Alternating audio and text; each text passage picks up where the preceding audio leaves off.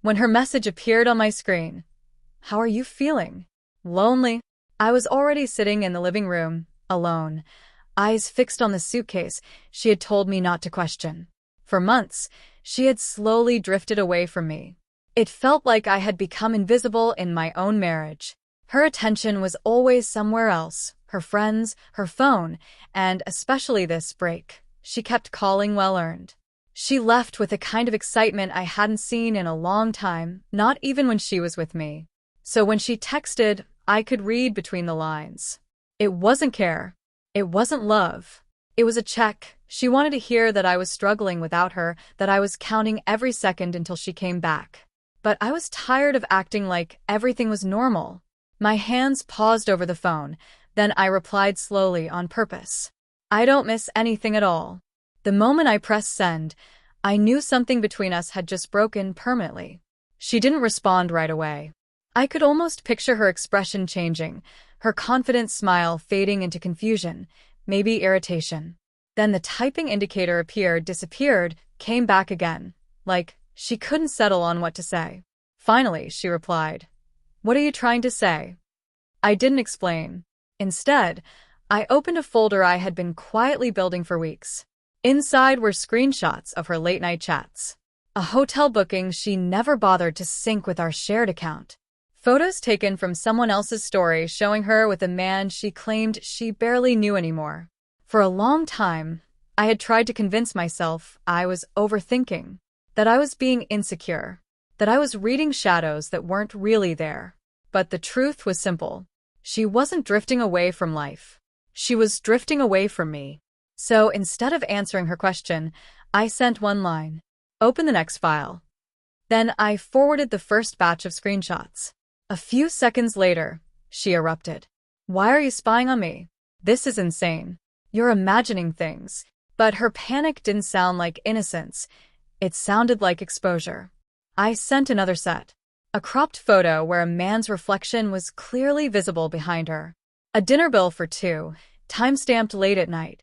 A poolside image where she thought sunglasses and angles would hide the truth, but reflections ruined that plan.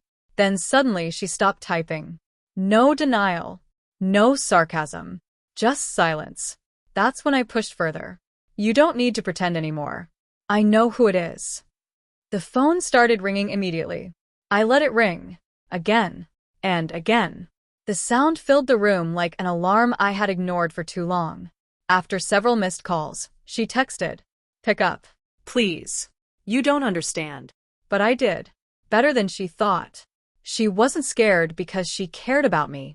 She was scared because everything was falling apart. I sent one more message. Want me to show you more? Then I attached a screenshot from a hotel lobby camera sent to me anonymously a day earlier. Someone who recognized her. Someone who also knew me. It showed her standing too close to the same man she had insisted was nothing. Her response came instantly. Where did you get that? Who sent you this? I didn't answer. Her fear already said enough. Another call came. Longer this time. More desperate. Then I wrote, enjoy your trip while it lasts. That was the moment everything broke for her. No, I'm coming home right now, she replied immediately.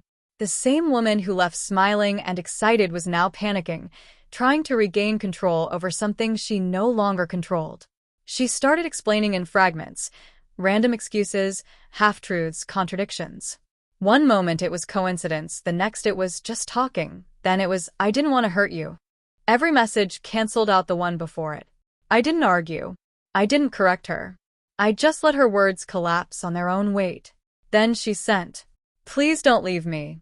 That almost made me laugh, not because it was funny, but because it was late. She had already left me long ago, emotionally. She just didn't expect it to count both ways. While she rushed to change her flight, I started packing her belongings. Not out of anger, out of certainty. Every folded shirt felt like closure. Every box sealed felt like I was taking myself back. She arrived earlier than expected, still in travel clothes. Hair messy, eyes red. And when she saw her packed bags by the door, she froze.